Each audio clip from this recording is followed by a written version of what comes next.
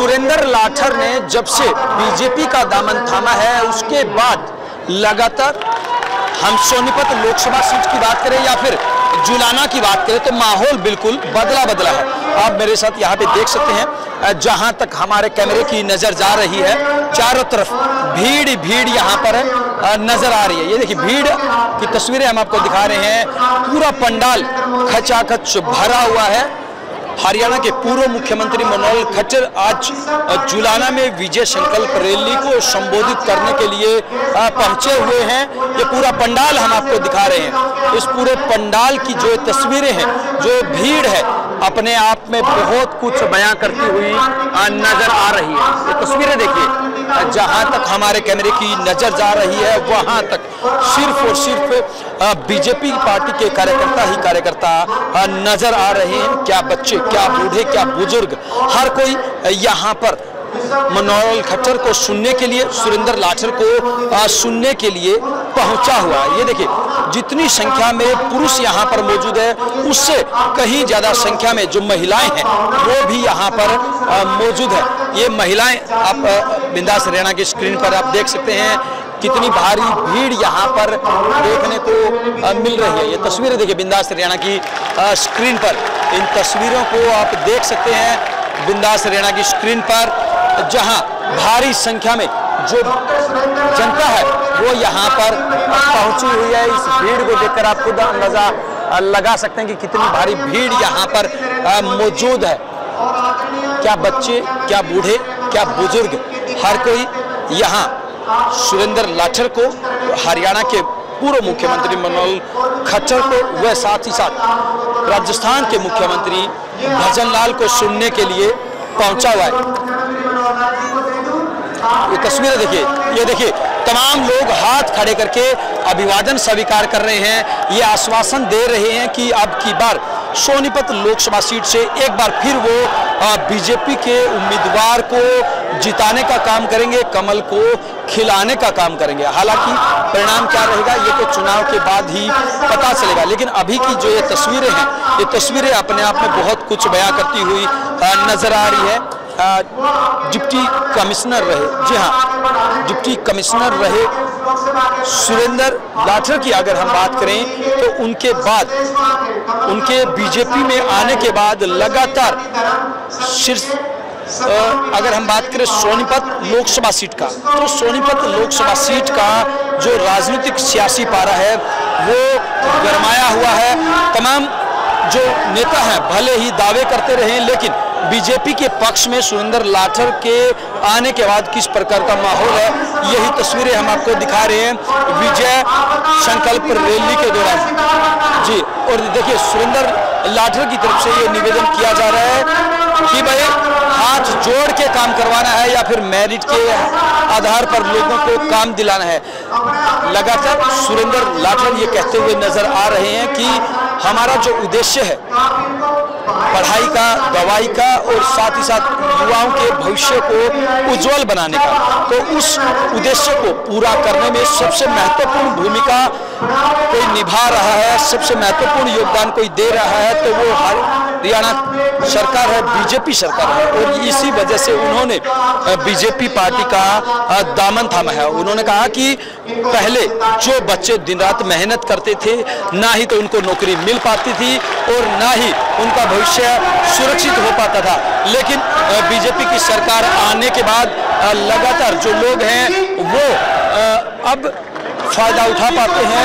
और अगर युवाओं की अगर हम बात करें तो युवा अब मेरिट के आधार पर नौकरी हासिल कर पाते हैं। ये तस्वीरें अपने आप में बहुत कुछ बयां करती हैं। सुरेंद्र लाठर के बीजेपी में आने के बाद लगातार सोनीपत लोकसभा सीट का जो नज़ारा है वो बदला हुआ नजर आ रहा है। हालांकि अगर हम कांग्रेस पार्टी के उम्मीदवार सतपाल ब्रह्मचारी की बात करें तो उनकी तरफ से भी लगातार ये बात की जा रही है, लगातार दावा किया जा रहा है कि अब की बार वो जीत हासिल करेंगे। हालांकि रहेगा क्या ये तो 4 तारीख को चुनाव परिणाम के बाद ही पता चलेगा, लेकिन अभी की जो तस्वीरें हैं वो बिंदास हरियाणा की स्क्रीन पर हम आपको दिखा रहे हैं। और आप मेरे साथ यहाँ पे देख सकते हैं कितनी भारी संख्या में जो पंडाल है वो यहाँ पर खचाखच भरा हुआ। प्रशासन की तरफ से 4 चौक वैसा यहाँ पे की गई है।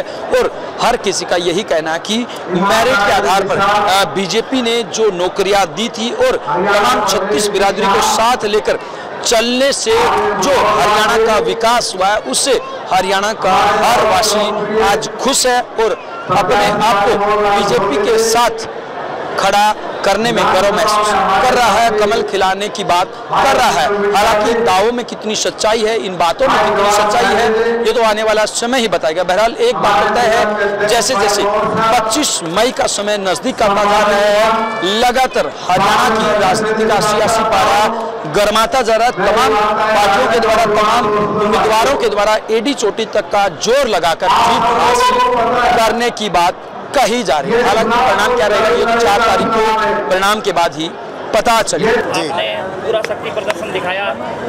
सबसे पहले तो मैं आपके जितने भी दर्शक हैं उनको मेरा सादर प्रणाम नमन। आज की जो ये थी, मैं डॉक्टर सुरेंद्र लाठर 15 साल की अपनी नौकरी छोड़ के पहले सामाजिक कार्य करते थे, उसका रिपोर्ट कार्ड देख के यहाँ के लोगों ने मेरे से ज़्यादा उम्मीद कर ली। मेरे मन में भी कुछ ललक थी कि मैं इन लोगों के लिए कुछ करूं, उनके लिए कुछ करने की भावना को देखते हुए कि कुछ कर पाऊं, मैं राजनीति में आया हूं। यहाँ के भोले भाले ग्रामीण लोगों का बड़ा राजनीतिक शोषण होता था, ताकि मैं उनको राजनीति का हिस्सा बना पाऊं, इसलिए मैं राजनीति में आया। डॉक्टर साहब, क्या लगता है अभी आपने ऑफिशियली ज्वाइन कर ली है राजनीति? हाँ, और उसके बाद लोगों को उम्मीद और ज़्यादा होंगी।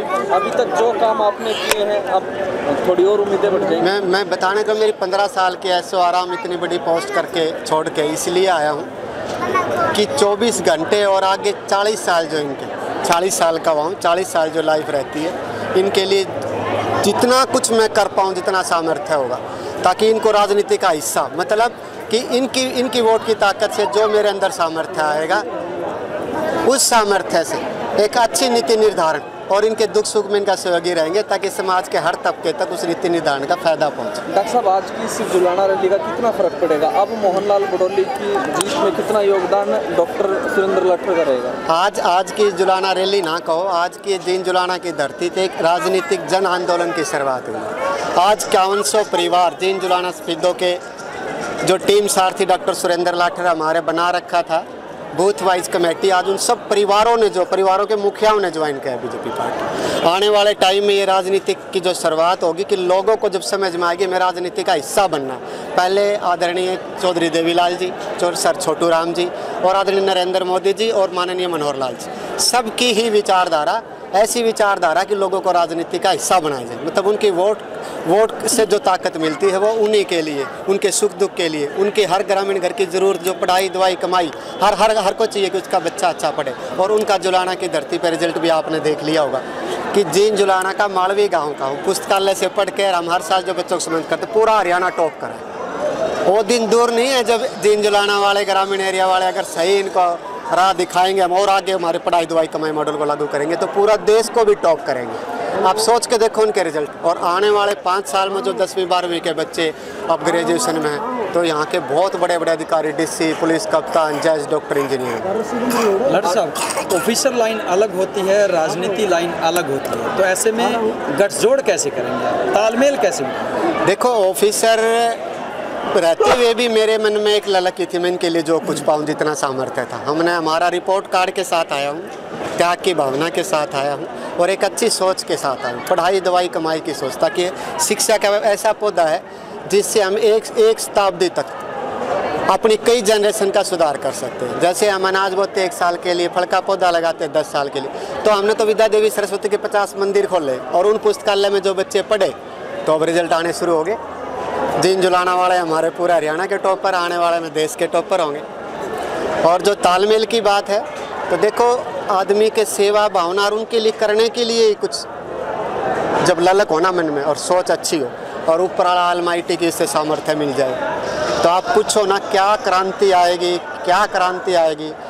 और रैली का जो असर है आज का, ये आज की रैली का ऐसे नहीं असर है, अब जाके आप पता करोगे। ये परिवारों के मुखिया हैं, ये इतने परिवार हैं, फिर और वॉलंटियर भी हैं। आने वाले टाइम में पूरे गांव के गांव एक ऐसी विचारधारा, जो नेता हैं कि भैया तो परिवारवाद से बने हुए नेता हैं, जाति पाति के जहर से पनपे हुए नेता हैं, उसके खिलाफ जो विचारधारा है, लोगों को जो राजनीति का हिस्सा बनाने की विचारधारा, इस विचारधारा का समर्थन करके आने वाले टाइम में हरियाणा में क्या पूरे देश में क्रांति शुरू होगी कि पूरे गांव के गांव इस विचारधारा से जुड़े। विधानसभा चुनाव लड़ेंगे आप? कोई ज़रूरी नहीं, मैं नौकरी रहते हुए मैंने ऐसे करा कि चुनाव लड़के ही पावर मिलती है। मैं इस चीज़ को भली ही बात ही समझता हूँ कि वहाँ तक पहुँचाने वाले भी ताकत मेरी ये लोग थे। मैं कुछ बन जाऊंगा तो भी मेरे लोग ताकत है। इन जो मेरे साथ मेरा संगठन, मेरे परिवार है, इनका जो प्यार आशीर्वाद आदेश होगा मेरे लिए वो सर्वोपरि है। जो होगा तो वैसे ही करेंगे। यहाँ तक भी पहुँचा हूँ इनकी वजह से पहुँचा हूँ, और ऊपर पहुँचूंगा इनकी वजह से पहुँचूंगा। तो कोई नेता छोटा बड़ा नहीं होता, बड़े को छोटा बनाते हैं देर नहीं लगाते, छोटे को बड़ा बनाते हैं देर नहीं लगाते। तो इसलिए मैं तो इनकी पूजा करता हूँ। परमपिता परमात्मा मेरे को सद्बुद्धि दे रखे, कोई मेरी नीत में खोट ना आने दे। और ये जो मैंने इतने तैयार कर दिए ना मेरे कान मरोड़ने वाले, कि कान मरोड़ के काम करवाने वाले, तो ये मेरे को अगर कुछ सामर्थ्य आ गया तो मेरी नीति में खोट आने भी नहीं देंगे, इसलिए बनाए। तो इन सब के साथ आपको बहुत बहुत आपके दर्शकों को धन्यवाद। और मेरा नहीं कि जनरली 5 वोट का परिवार होगा, वो ताऊ सुना था, मैं पूछ रहा था, करता बेटा 7 बेटे हैं मेरा, और फिर उनके पोते 35 वोट है एक परिवार में। तो क्या उन सब परिवारों के मुखिया थे? जींद जुलाना स्पीडो में जो बीजेपी पार्टी के जो पहले कह रहे थे, तो आप सुन रहे थे जोश कितने लाख वोटों से। मैं तो कह रहा था आप ही बता दो 2-3, ये पीछे से आवाज़ लगा रहे थे 5 लाख 5 लाख, आपने सुना जोश? और ये कितनी पारंपरिक वेशभूषा से सुबह 1 बजे से वेट कर रही है मेरे कान की। भाई पार्टी के एक राजनीतिक संत आएंगे जिनको मैं भी आदरणीय मानता हूँ, उनके वेट में 1 से 5 का क्या मैं इनका ऋण उतार पाऊँगा इस लाइफ? अगर ऐसा होता तो 15 साल के ऐश्वर्याराम की आज बैठा होता, 10 एक्सिस ऑफिसर मेरे नीचे थे सलूट मारने वाले, और MLA भी वहाँ आते थे। वो पर्पज़ नहीं है, अपने खुद बनने के लिए नहीं आया हूँ। इनके सपनों में, मेरे मन में कुछ सपने हैं, इनके लिए क्या दिक्कत है, उनको पूरा करने के लिए आया। अगर भगवान ने सामर्थ्य दिया तो आप देखना लोगों को राजनीतिक हिस्सा कैसे बनाया जाता है। जो पुराने नेता होते थे, चौधरी देवीलाल, सर छोटू राम, आदरणीय नरेंद्र मोदी जी और माननीय मनोहर लाल जी, इनकी विचारधारा को इतना आगे बढ़ाएंगे, आप देखोगे क्या एक क्रांति आएगी, लोगों को राजनीति में हिस्सा बनाएंगे। आपका बहुत। जुलाना में अभी हम मौजूद है, विजय संकल्प रैली का आयोजन किया गया। सुरेंद्र लाठर जब से बीजेपी में आए हैं उसके बाद किस प्रकार का माहौल है, जनता क्या कुछ कहती हुई नजर आ रही है, उन्हीं की जुबानी हम जानने की कोशिश करेंगे। जी, क्या कहना चाहेंगे सुरेंद्र लाठर को लेकर? सुरेंद्र लाठर जी बहुत अच्छे काम कर रहे हैं। विजय सभा में आ गया अपनी नौकरी छोड़ के, और जो अच्छे काम करने हैं वह पूरे करेगा काम के। जी, क्या कहना चाहेंगे सुरेंद्र लाठर? जी, सुरेंद्र लाठर ने बिना कुछ बने हमारे खातिर इतना समर्पण कर दिया, अपनी नौकरी छोड़ दी 15 साल की। अब हमने तो बहुत ज्यादा उम्मीद है जी, ये और भी हमारी उम्मीद तो ज्यादा खरे उतरेंगे।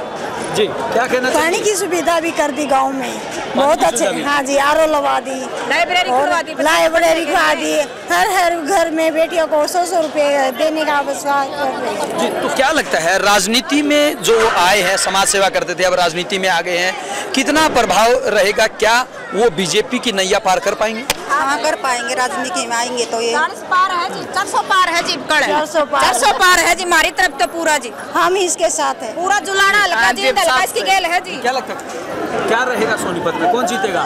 सुरेंद्र लाठर जीतेगा। हाँ जी, सुरेंद्र लाठर, मोदी जीतेगा। क्या लगता है कौन जीतेगा आपकी बार? सुरेंद्र लाठर और मोदी। जी, तो अगर हम बात करें जनता के मुद्दों की, तो क्या लगता है मुद्दों को अब की बार जनता महत्व दे रही है, या फिर सिर्फ मोदी का ही प्रचार है, मोदी की ही लहर है? मोदी की लहर है जी, मुद्दों में अपना वोट सब कुछ जो जी। और सरकार बदला, हमारे खातिर किसी ने कुछ नहीं कराया। इन ना के बिना सरकार बने अपनी 15 साल की नौकरी छोड़कर हमारे खातिर इतना समर्पण कर रखा है, हम उसकी इसने पूरा खरा उतारेंगे जी, 400 पार करेंगे। मोदी सरकार एक बार फिर मोदी सरकार। देखिए, तमाम जो महिलाएं हैं काफ़ी घंटों से वो हरियाणा के पूर्व मुख्यमंत्री मनोहर खट्टर का इंतजार कर रही थी, और साथ ही साथ इनका ये भी कहना है कि जब से सुरेंद्र लाठर बीजेपी के अंदर आए हैं, बीजेपी का दामन थामा है, उसके बाद पूरा जो जुलाना हल्का है, पूरी जो सोनीपत लोकसभा है, उसके अंदर बदला माहौल यहाँ पर नजर आ रहा है। महिलाओं का तो यहाँ तक कहना है कि आम जनता मुद्दों को पीछे छोड़कर सिर्फ मोदी को देख रही है। हालांकि परिणाम क्या रहेगा, क्या 4 तारीख को बीजेपी के पक्ष में परिणाम आएंगे या नहीं, ये तो समय ही बताएगा। लेकिन बहरहाल जिस प्रकार का जोश महिलाओं में देखने को मिल रहा है, उससे कहीं न कहीं बीजेपी के कार्यकर्ताओं में मजबूती जरूर आई है। वीडियो जर्नलिस्ट अमित के साथ अजय लोहान, बिंदास हरियाणा।